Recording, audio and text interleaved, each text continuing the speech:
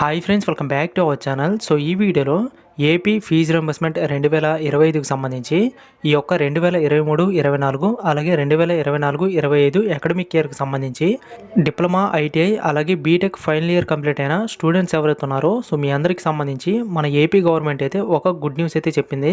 So అదేంటంటే ఈ యొక్క పెండింగ్ ఫీ ఏదైతే ఉందో ఫైనల్ ఇయర్కి సంబంధించి మొత్తం అమౌంట్ అయితే మనకి రిలీజ్ చేస్తున్నారు. సో దీనికి సంబంధించి 400 కోట్ల రూపాయలు అయితే మనకి విడుదల చేశారనమాట.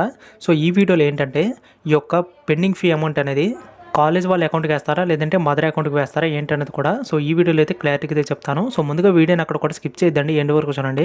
అలాగే ఇంతవరకు కూడా మన ఛానల్ ఎవరైతే సబ్స్క్రైబ్ చేసుకోలేదో ఇప్పుడే సబ్స్క్రైబ్ చేసుకోండి. ఇక వీడియో వస్తే లైక్ చేయండి. ఇక ఏమాత్రం లేచకుండా మనం వీడియోకి అయితే వెళ్ళిపోదాం.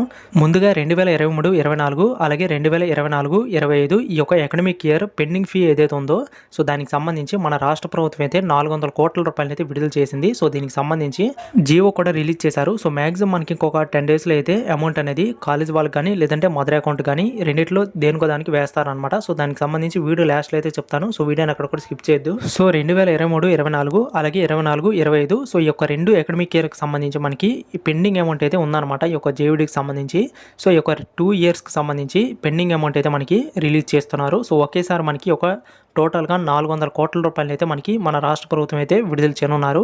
సో దీనికి సంబంధించి మనకి సాటర్డేనే ఈ యొక్క జీవో కూడా పాస్ చేశారు. సో ఇంకా నెక్స్ట్ వచ్చేసరికి ఈ యొక్క అమౌంట్ అనేది 2024-25 అకాడమిక్ ఇయర్కి సంబంధించిన ఫీజు రింబర్స్మెంట్ అనేది మనకి అంటే ఈ యొక్క డబ్బులు అనేవి కాలేజ్ వాళ్ళ ఖాతాలోకి అయితే విడుదల చేస్తారనమాట. సో అంటే మనకి కాలేజ్ వాళ్ళ అకౌంట్లోకి అయితే విడుదల చేస్తారు. అలాగే 2023-24 విద్యా సంవత్సరానికి సంబంధించి అమౌంట్ ఏదైతే ఉందో పెండింగ్ అమౌంట్ అనేది సో ఈ యొక్క అమౌంట్ వచ్చేసరికి మనకి స్టూడెంట్ మదర్ జాయింట్ అకౌంట్ ఏదైతే ఉందో సో దాంట్లోకి అయితే విడుదల చేస్తారు. సో ఎందుకంటే మనకి చాలా వరకు 2023-24 విద్యా సంవత్సరానికి సంబంధించి టోటల్గా మనకి 3 ఇన్స్టాల్మెంట్స్ అయితే మనకి వేయలేదన్నమాట. సో చాలామంది విద్యార్థులు ఏంటంటే తమ సొంత డబ్బులతోనే కాలేజ్ వాళ్ళకి ఫీజులు అనేవి పే చేశారు కాబట్టి సో ఈ యొక్క 2023-24 అకాడమిక్ ఇయర్కి సంబంధించి పెండింగ్ అమౌంట్ అనేది డైరెక్ట్గా మదర్ అకౌంట్కి అయితే వేస్తారు.